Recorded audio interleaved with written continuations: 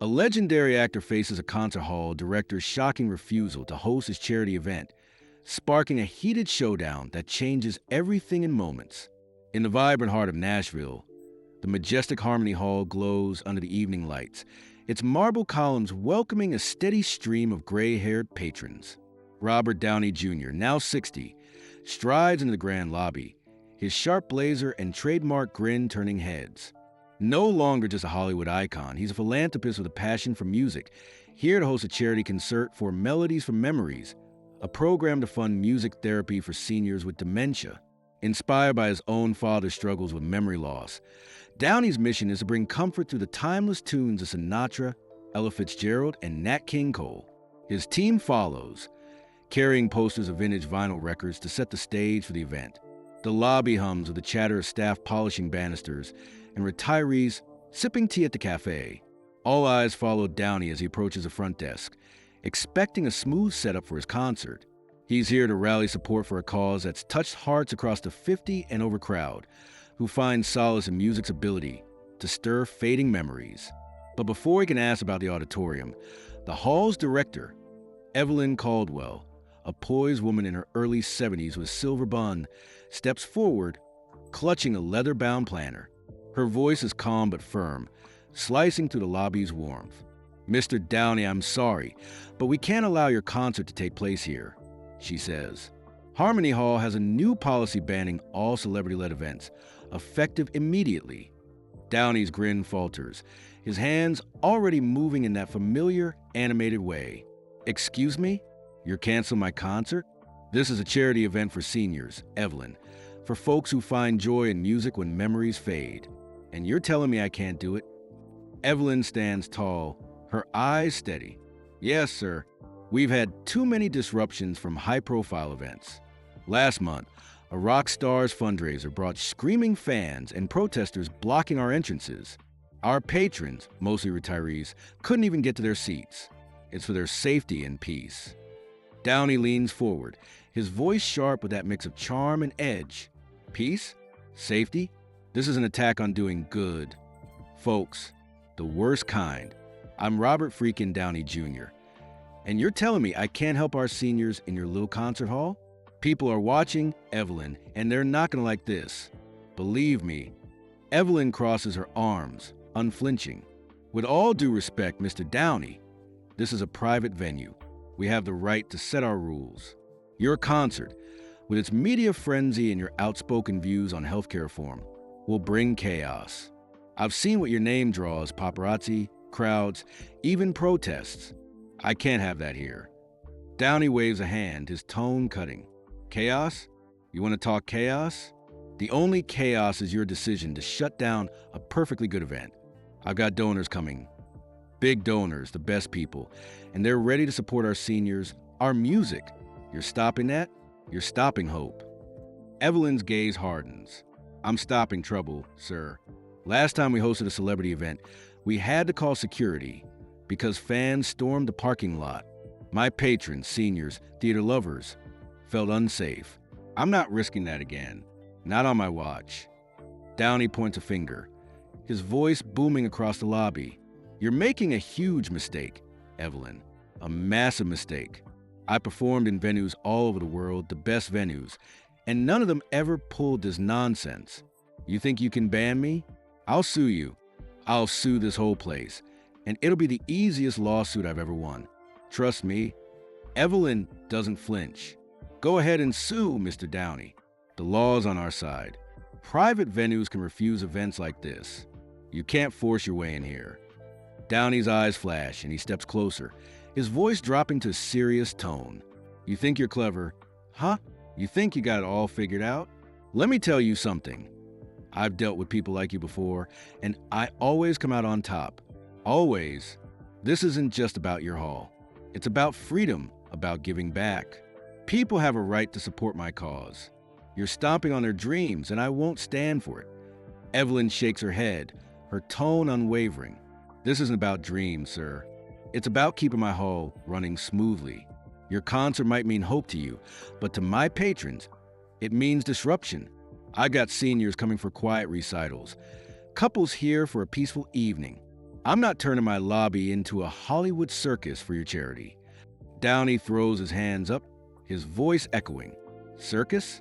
You're the one starting a war here, Evelyn. I'm trying to help people make their lives better, richer. My Melodies from Memories program, it's the best. It's going to bring comfort to folks who've lost so much. And you're standing in the way of that. You're standing in the way of America's seniors. Evelyn counters quickly. I'm standing in the way of chaos, Mr. Downey. Your healthcare reform comments last year about Medicare, about privatization, they've got people riled up. Some love you, some hate you. But either way, it's a mess out there. I can't have that mess in here. My patrons deserve better. Downey smirks, shaking his head.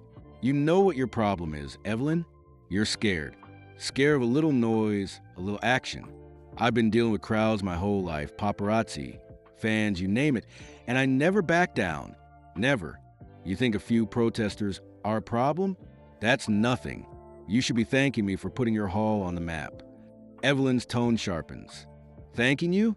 My hall's reputation is on the line, sir. I've got a business to run, not a fan convention.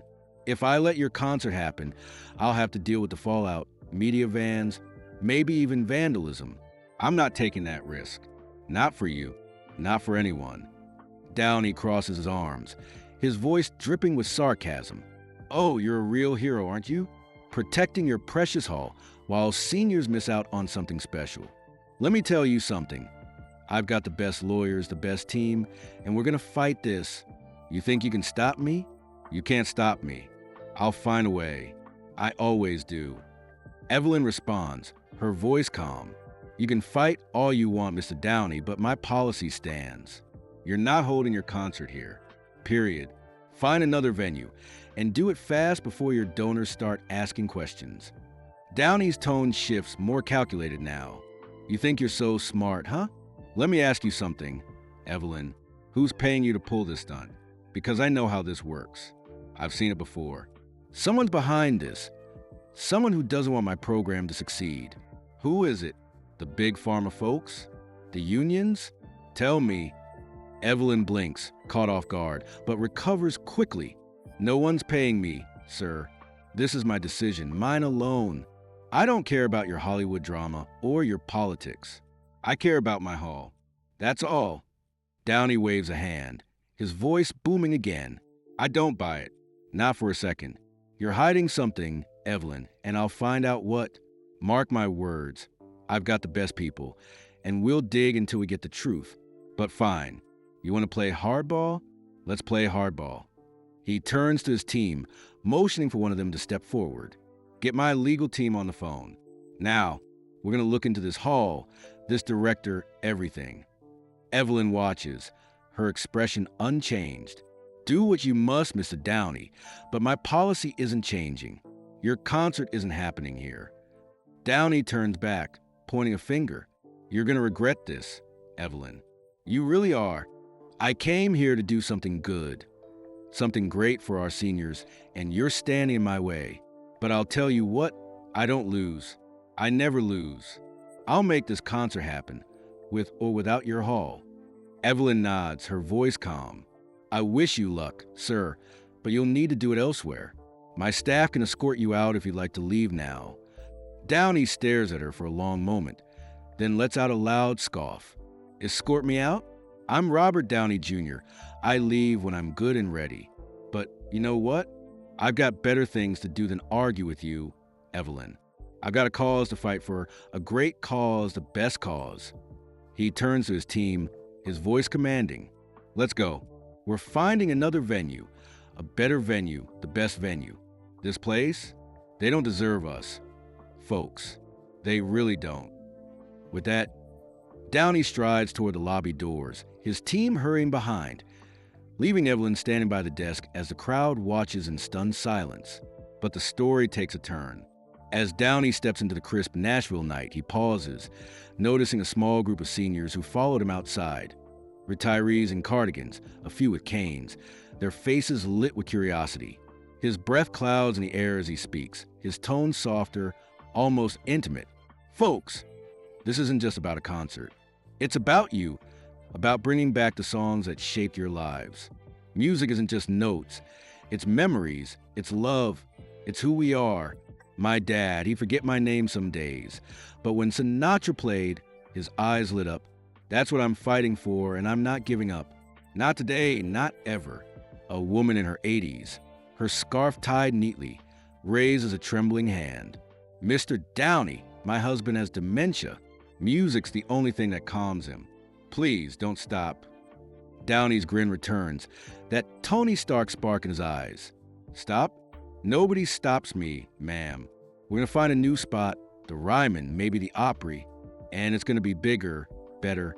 You and your husband, you're getting VIP seats. Front row. The crowd murmurs, some nodding, others smiling. An older man, his fedora tilted, calls out, "What about Evelyn?" She's just looking out for her hall. Downey nods, his voice thoughtful. You're right. Evelyn's doing her job, protecting her people. I respect that. But I've got my job too, making sure folks like you get the music you deserve. I'm betting we can find a way to make this work for everyone. He raises a hand, his voice rising with passion. So spread the word, folks. Melodies from Memories is happening. We're going to bring back the magic of music, and no one, not a director, not a policy, can stop us. Who's with me? The seniors clap, a few cheering, their faces glowing with hope. Downey waves, then climbs into a waiting car, his team piling in behind. As the car pulls away, the crowd lingers, buzzing with talk of the concert, the cause, and the man who won't back down. Inside, Evelyn stands by the desk, her planner still in hand. A young staff member approaches, hesitant. Ms. Caldwell, did we do the right thing? Evelyn sighs, her eyes on the doors where Downey vanished. I don't know, Clara. I did what I thought was best for our patrons. But maybe there's a way to support his cause without turning our hall upside down. Let's see what he does next. The lobby quiets, but the air hums with the weight of the clash. A battle of principles, a fight for memory, and a melody that's only just begun. If this moment stirred your soul, don't forget to subscribe to Timeless Tales for more stories that spark your heart and lift your spirit. Drop your thoughts in the comments. What do you think about Downey's stand against Evelyn? Should she have given him a chance? Or was she right to protect her hall? Let's keep the conversation going.